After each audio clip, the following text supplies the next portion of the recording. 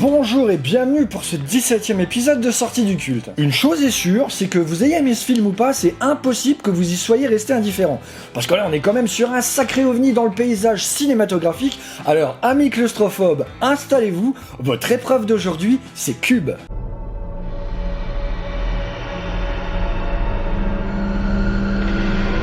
Cube est un film de science-fiction horrifique canadien sorti en 1997 et réalisé par Vincenzo Natali, à qui on doit Cypher en 2002, Splice en 2009 ou Dans les hautes herbes en 2019. Il aura réalisé des épisodes de très bonnes séries comme Hemlock Grove en 2014, Hannibal en 2014 et 2015 ou encore Westworld en 2016 et 2018, mais avant tout ça, il y a eu Cube. Cube nous raconte l'histoire de plusieurs personnages qui, avant de se rejoindre, se réveillent seuls au centre d'une pièce cubique vide, possédant des issues au centre de toutes les faces, tous habillés de façon identique et ignorant la raison de leur présence dans ce lieu et ne se souvenant pas de leur arrivée respective, seront rapidement rejoints par Quentin, un policier, qui les informe que certaines pièces sont mortelles, ayant réchappé à l'une d'entre elles. Ah bah ça sent clairement pas le week-end à Disneyland là. Pour le casting, on retrouvera David Worth, l'architecte, David Hemlet, qu'on aura vu dans tous les films de Vincenzo, mais aussi Scanners 2 et Midway. Dans le rôle de Quentin, le policier, on retrouvera Maurice Dean-Witt, surtout connu pour son rôle dans la série Robocop Prime Detective. Il fera surtout des voix dans des séries comme X-Men de 1993 à 1995 ou John Callahan Quads. Dans le rôle de Joanne Leven, l'étudiante en mathématiques, on retrouvera Nicole Debord, qui aura surtout œuvré pour la télé dans des séries comme Dead Zone, Star Trek Deep Space Nine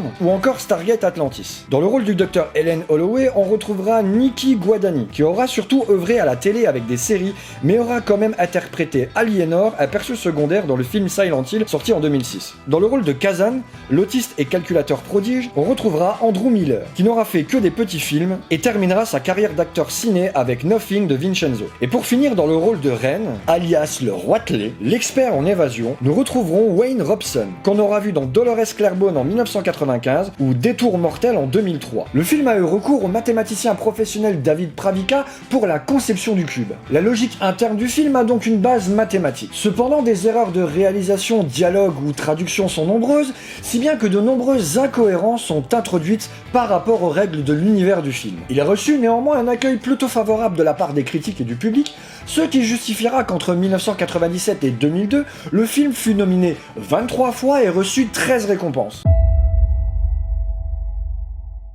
J'ai eu la chance de voir ce film au cinéma et d'assister à quelque chose que je n'avais encore absolument jamais vu, c'est-à-dire que normalement quand un film se termine et que tout le monde se lève pour partir, là, personne n'a bougé, personne n'a dit un mot, tout le monde était en mode mais qu'est-ce que je viens de regarder? Et vous voyez, ça m'a tellement marqué que je m'en rappelle encore aujourd'hui. Le film est clairement une métaphore du conditionnement de l'être humain dans la société, et j'avais clairement pris cette vision en pleine gueule. Voilà, c'est la fin de ce 17ème épisode de Sortie du Culte. Si vous aussi vous avez un film qui vous a marqué à tout jamais, dites-le moi en commentaire. Sinon, lâchez votre pouce bleu, abonnez-vous, tous les liens de mes réseaux sont en description, et pour le prochain film, on va parler de voiture et d'amitié.